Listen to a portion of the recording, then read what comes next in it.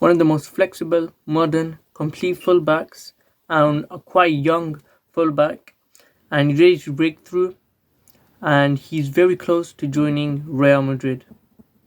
Who's this fullback, you say? Well, his name is Alvaro Carreras. Before I start talking about why Real Madrid should sign him, could you please like, comment, share, subscribe, and thank you for doing so. So Carreras is pretty much all but there at Real Madrid. All he needs is for Real Madrid and Benfica to shake their hands, and he will be there. And the deal so far is it would have been really close, but what's happened so far is that Real Madrid are going to get Carreras, and in exchange they're going to give, I think his name Obito, and he's going to go to Benfica plus some money that Real Madrid are going to give to Benfica.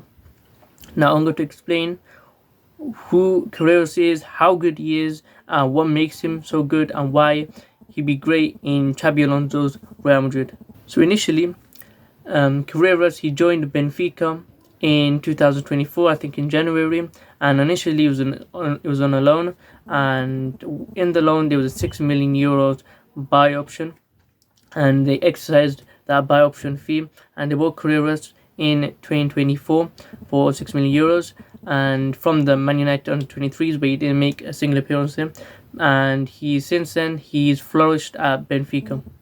So that's what's happening so far. He came from the United under 23s. Initially was in the Real Madrid academy, but he went to the United under 23s. Then he went to Benfica on loan, and Benfica paid the 6 million euros buy option to have him as a starter in their team as a left back. Now his playing style and key attributes. He is a fantastic attacking fullback. Here's some metrics and stats to show how good of an attacking fullback he is. He's strong in progressive passes upfield, and he's actually third in the Portuguese league for doing that. And as a left back, that's incredibly crazy. You're expecting that for midfielders or more cams, because they're getting the ball much more further, because they are more further and their job is to get the ball further. But he's a left back and he's doing that, and probably even a winger's job to do that. But as left back, that's what if you want to attack a fullback, that's literally perfect. That's what you need an attacking left back to do. And at 23 years old, that's a great job he's doing there. He's also solid in build-up play and ball retention skills, you could say. He has an 84% pass accuracy, and that's pretty solid for a left back who's more of an attacking fullback, you could say. He has great stamina and strength. He's 1.86 meters tall.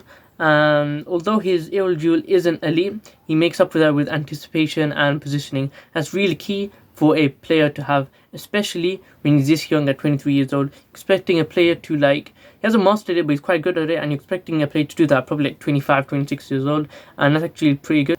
Now he netted 3 goals and 4 assists in 35 Portuguese first division matches, and that's pretty good in the league. You're not going to be like, whoa, that's insane.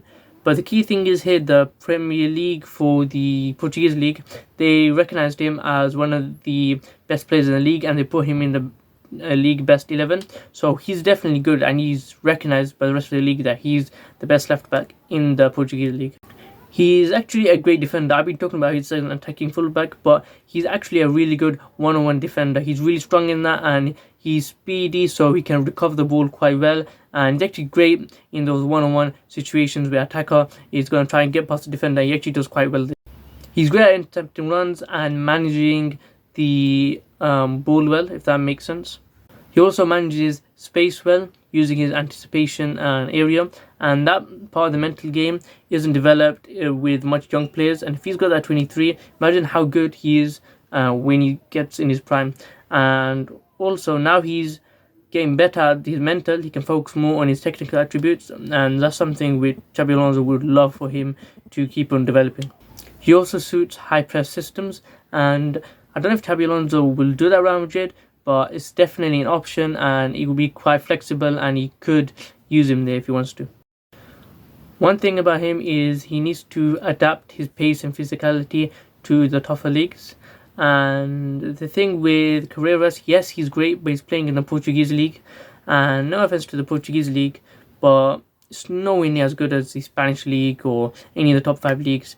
And that's the thing about Carreras. There's been a lot of players who've been great in the Portuguese league, but haven't backed it up in the top 5 leagues. And it's happened quite a lot. But obviously there are exceptions. You've had players who have done great in the Portuguese league, or even like half decent, and they just exploded on to the top 5 leagues. You can have Ricardo Carvalho as an example. He was pretty decent at Porto. He won the Champions League, and he just followed Mourinho. He went to Chelsea, then he went to Inter Milan, I think. I'm not too sure from Inter Milan, but he went to Real Madrid eventually. Actually, I don't think he went to Inter Milan, but he went to Real Madrid. And Carreras, he could do that. He could be great in Real Madrid, just like Carvalho was.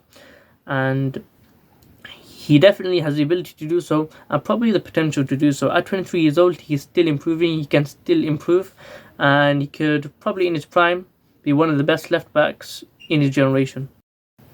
Now, his best tactical role is he suits a modern 4-back system on the left, and also a great wing back. So he's actually quite flexible, and that's probably quite important and quite needed for Xabi Alonso in Real Madrid.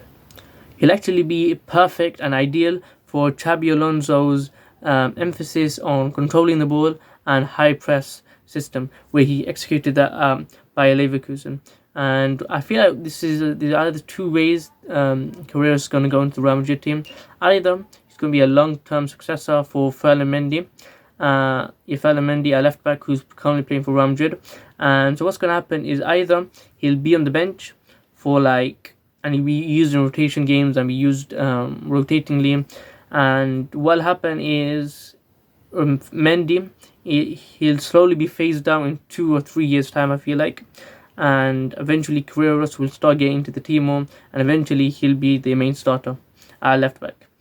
Or he goes in straight away and he plays the majority of games over Mendy. Not completely all the games, but the majority of them, and then Mendy is more quickly phased out in 1 to 2 years. But I feel like the first one's going to happen, where Carreras, he's going to be on the bench for like 2 or 3 years until he overtakes Mendy, and then he goes in the left back role. And I feel that's what's going to happen. And I'm assuming Xabi Alonso, he's going to stay for like 5-6 years, and you can really make Carreras his own player, his own mold, and really style him into one of the most complete wing backs ever, I guess. He definitely has the potential to do so, and I feel like he could be one of the most complete wing backs or full backs. Could you please like, comment, share, subscribe, and thank you for watching. If there's any more plays you want me to do so, let me know in the comments down below. And thank you for watching.